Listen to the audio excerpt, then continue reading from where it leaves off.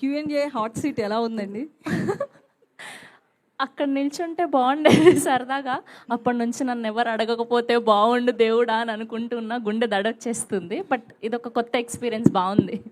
అంటే మీకు డిఫరెన్స్ ఏమనిపించింది? ఎప్పుడు ప్రతి సినిమాకి ప్రమోషన్స్‌లో మీరు కనిపిస్తారు యాజ్ ఏ యాంకర్. ఇప్పుడు ఒక ఆర్టిస్ట్‌గా చేస్తున్నారు. వాళ్ళందరితో మీకు పరిచయాలు ఉంటాయి. సో, వాళ్ళతో కలిసి ఆర్టిస్ట్‌గా చేస్తున్నప్పుడు కావచ్చు, మీరు ఇందాక అన్నారు కదా! ఏదైనా చెప్తే ముందే నేనే నవ్వేస్తున్నాను నటించడం మానేసి అని. ఎక్స్‌పీరియన్స్ ఎలా ఉంది? ఎక్స్పీరియన్స్ ఎలా ఉందంటే అండి, మనం ఇక్కడ నిల్చొని ఏదో అన్నీ అడిగేస్తాం, కానీ పెద్ద కూలి పని అండి సినిమా తీయడం అంటే. మామూలు విషయం కాదు, చాలా పెద్ద కూలి పని ఇది. అసలు ఎట్లా అంటే అసలు డే నైట్ సంబంధం లేదు. ఎలా కష్టపడుతున్నారు ఒక్కొక్కరు అంటే వాళ్ళని చూస్తే అసలు మనం ఏమి చెయ్యట్లేదు అనిపించింది నిజంగా.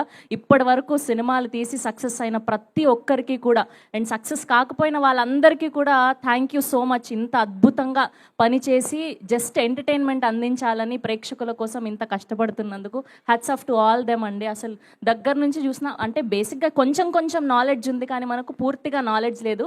బట్ చాలా చాలా ఎంజాయ్ చేశాను నేను. అసలు ఏంటి ఎలా అసలు ఒక్క సీన్ని ఎన్ని షార్ట్స్లో తీస్తారు వీళ్ళు, ఎలాంటి యాంగిల్స్లో తీస్తారు, మనకు అసలు ఐడియా లేదు. మనమేమో ఊరికే కూర్చొని సింపుల్గా చెప్పేస్తాం. ఈ షార్ట్ వీడు ఇలా తీయకపోయి ఉంటే బాగుండేది, నేను దీనికంటే మంచి డైలాగ్ రాసిండేవాడిని. అంత ఈజీ కాదండి ఆ సీట్లో కూర్చొని రాయడం తీయడం. Hats off to all of them అండి. Thank you. అయితే మేమంతా కూడా స్రవంతి గారిని హీరోయిన్‌గా ఎక్స్‌పెక్ట్ చేసాం. అమ్మో,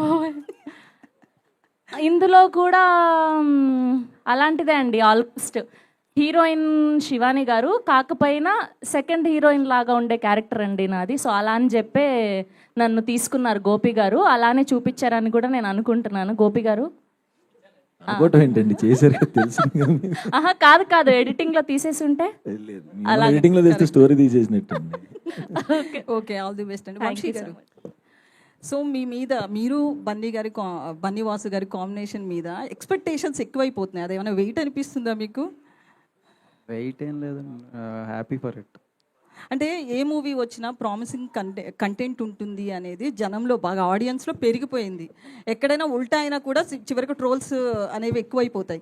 సో ఈ కంటెంట్ తీసుకునేటప్పుడు ఇది జనానికి వెళ్తుంది అనేది ఎట్లా డిసైడ్ అవుతున్నారు? ఎందుకంటే హే భగవాన్ టీజర్ చూస్తే ప్రామిసింగ్ కంటెంట్లా కనిపిస్తుంది, బట్ ఒక్కొక్కసారి మనకి రివర్స్ అయ్యే అవకాశం కూడా ఉంటుంది. ప్లస్ మీ ఇద్దరి మీద ఎక్కువ హోప్స్ అనేవి కూడా పెరిగిపోయాయి. ఎక్స్పెక్టేషన్స్ ఎక్కువైపోయినా కొంచెం ఇబ్బందే కదా? అంటే content to answer that content చూసేటప్పుడు టెక్నికల్ పర్స్పెక్టివ్ కంటే కూడా ఆడియన్ పర్స్పెక్టివ్లోనే ఎక్కువ కాంటెంట్ వాచ్ చేస్తాం. అండ్ మాతో పాటు కుదిరితే మా ఫ్యామిలీ మెంబర్స్ ఎవరో ఒకళ్ళు అట్లా థర్డ్ మ్యాన్ ఒపీనియన్ కూడా తీసుకోవటం వల్ల మాకు కొంచెం బెటర్గా ఉంటుంది అక్కడ జడ్జిమెంట్ అనేది. ఎందుకంటే మేము ఎంజాయ్ చేసింది వాళ్ళు ఎంజాయ్ చేయకపోవచ్చు, వాళ్ళు ఎంజాయ్ చేసింది మేము ఎంజాయ్ చేయకపోవచ్చు. అది తర్వాత మేము డిస్కషన్స్ పెట్టుకుంటాం.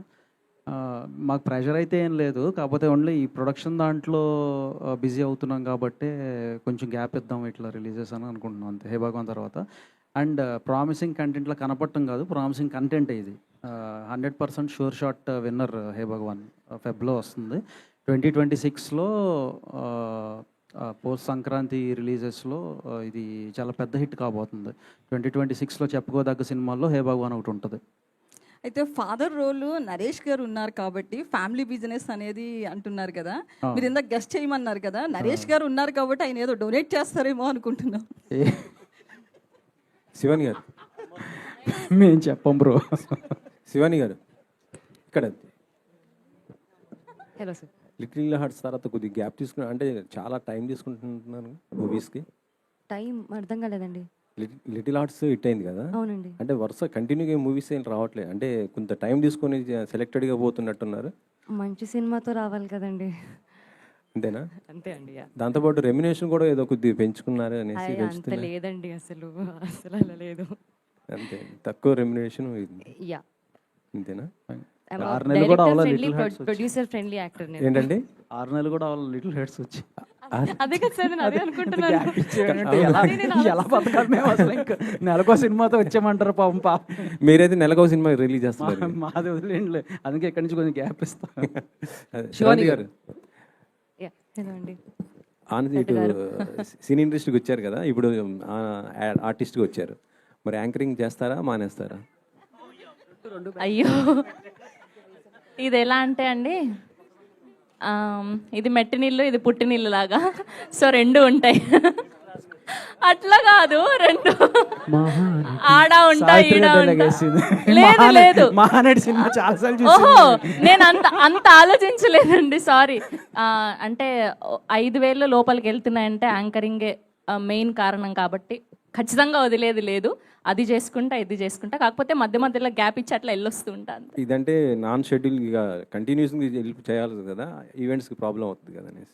అవునండి అందులో ఒకటి పెద్దది వచ్చిందండి పాపం లక్ష్మి ఫోన్ చేసినప్పుడల్లా నేను లేను ఈ సినిమా చేస్తున్నా నన్ను ఒక 18 days డిస్టర్బ్ చేయకు నువ్వు అని చెప్పేదాన్ని లక్ష్మికి ఆ ఒక్క దానికోసం ఫీల్ అయ్యాను బట్ ఐఎమ్ వెరీ హ్యాపీ ఈ అవుట్పుట్ అంతా చూసిన తర్వాత సుహాస్ గారు